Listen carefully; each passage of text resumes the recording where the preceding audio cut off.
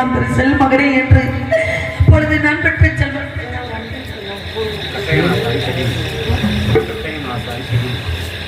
கட்டையன் ஆசாரி அவர்கள் செட்டிக்குறிச்சி அவர்கள் எனக்கு 51 ரூபாய் அன்பளிப்பு செய்து பெருமைப்படுத்தியிருக்கின்றார். அவர்களுக்கும் அவர்கள் குடும்பத்தாருக்கும் மனமார்ந்த நன்றி கலந்த வணக்கம். இப்படியெல்லாம் நான் பெற்ற மகனுக்கு ஆறுதல் வார்த்தை சொல்லி வீரவனாந்திர செல்மகனே என்று சொன்ன பொழுது என் மகன் கேட்டான். என்னிடம் ஒரு கேள்வி, எப்படி அம்மா எனக்கு கார் வண்ணம் போன்ற இடங்களெல்லாம் தெரியாதம்மா, தெற்கு என்றால் என்னவென்றே அறியாதம்மா, என் கூட யாராருமா வருகிறோம், நான் ஒருவனாக செல்ல வேண்டுமா, என் கூட யாராவது வருகிறார்களா அம்மா என்று கேட்டான். அப்பொழுது சொன்னேன், நான் பெற்ற செல்வனே ரவிதாசா, நீ ஒருவனாக சொல்ல வேண்டாம், மேலவனாந்திரம் செல்ல போகின்றா என்று எல்லோரும் உன் கூட்டாளிமார்கள் எல்லாம் சொல்லிவிட்டார்கள் என்னிடம்.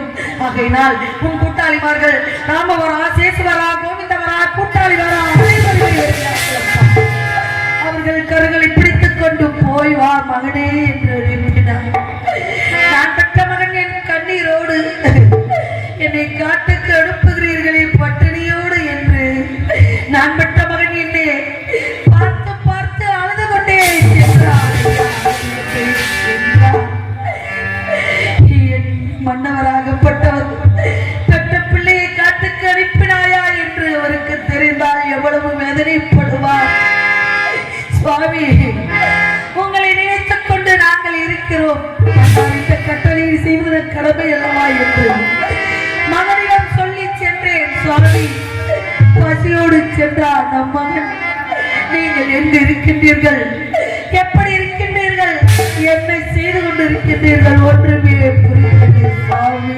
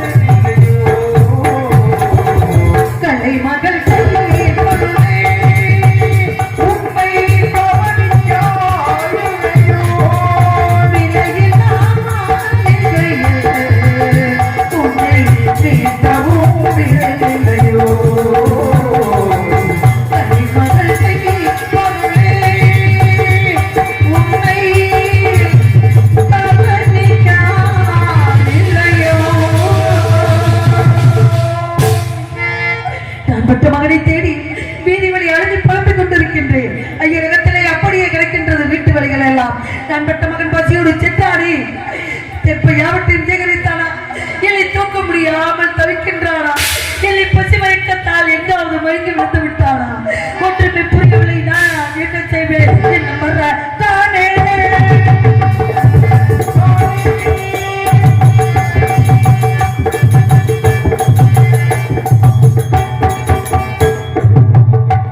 என் நம்பர தானே